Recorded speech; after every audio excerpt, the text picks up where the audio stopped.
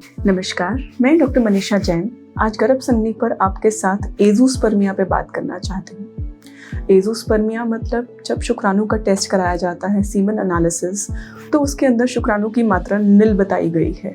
एक भी शुक्राणु पाया नहीं गया है, जिस वजह से जैसे ही रिपोर्ट हाथ में आती है तो बहुत घबराने वाली स्थिति हो जाती है। ऐसा लगता है कि जैसे बीज ही नहीं है तो अपना बच्चा हो ही नहीं पाएगा।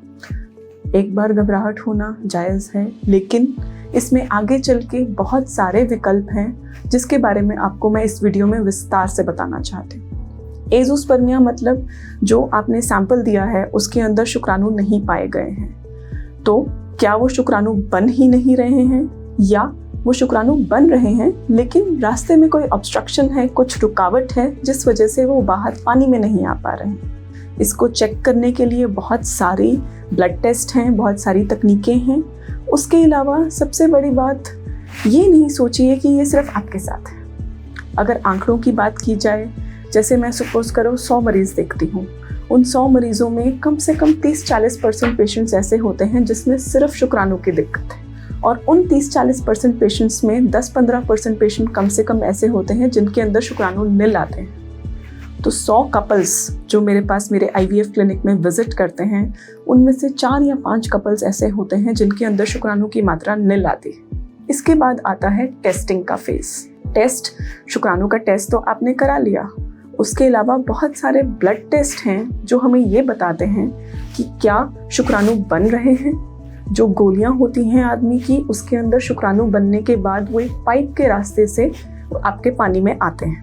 क्या वो पाइप ब्लॉक है या शुक्राणु ही नहीं बन रहे हैं। तो इसके लिए जो ब्लड टेस्ट हैं आप उसको नोट कर सकते हैं। FSH, LH, thyroid, prolactin, testosterone levels, और एक बहुत महत्वपूर्ण टेस्ट इनहिबिन B। अगर आप इनहिबिन B के बारे में पढ़ेंगे, ये टेस्ट स्पेसिफिकली आपको बताता है कि क्या शुक्राणु बन रहे हैं और कितने चांसेस हैं। अगर हम उसको सुई से निकालने की कोशिश करेंगे तो हमें वो एक अच्छे शुक्राणु मिलेंगे जिससे आपके अपने जीन्स का बच्चा हम कर सकते हैं। साथ ही इन टेस्टों से हमें ये पता लगता है कि दिक्कत कितनी है। इसके अलावा प्राइवेट पार्ट्स का अल्ट्रासाउंड रहता है। ये सारी चीज़ें इकट्ठी करके फिर हम एक रिस्क निकालते हैं कि क्या हमें डोनर स्पर्म के साथ आगे चलना है या आपके अपने शुक्राणु उन गोलियों में से निकाल के आगे चलना है। फिर जब आप इनकी रिपोर्ट्स लेके आते हैं तो उसके बाद आती है फाइनल स्टेज ऑफ डिस्कशन। सबसे पहली बात, इस केस में मोस्टली हमें IVF करना पड़ता है, मतलब टेस्ट ट्यूब बेबी करना पड़ता है, बिकॉज इसके अंदर हमें कुछ ही मात्रा में शुक्राणु मिलते हैं जिसको एक शुक्राणु को पकड़ के हमें एक अंडे में डाल के प्रेगनेंसी करनी पड़ती है। ये शुक्राणु लेने के तरीके यूजुअली सुई से या छोटी सी सर्जरी से, जिसके ऊपर 2 या 3 टांके आते हैं, उसमें से हम बड़े आराम से शुक्राणु ले पाते हैं और उन शुक्राणुओं को एक अंडे के बीच में डाल के बच्चा बना पाते हैं। जब भी सर्जरी की या सुई की बात आती है प्राइवेट पार्ट्स पे, तो काफ़ी बार जो मेल पार्टनर हैं वो घबरा जाते हैं कि हम एक परेशानी से जूझ रहे हैं जिसके अंदर ठीक है सीमन एनालिसिस में दिक्कत आई है, सीमन में बिल्कुल भी शुक्राणु नहीं है, कहीं ऐसा ना हो आगे चल के बाकी चीज़ों में भी दिक्कत आने लग जाए। तो ये सुई का टेस्ट, ये टांके का टेस्ट बहुत छोटा होता है। इसका आपको कोई कट, चीरा जो भी है उसकी वजह से लॉन्ग टर्म प्रॉब्लम नहीं आती है।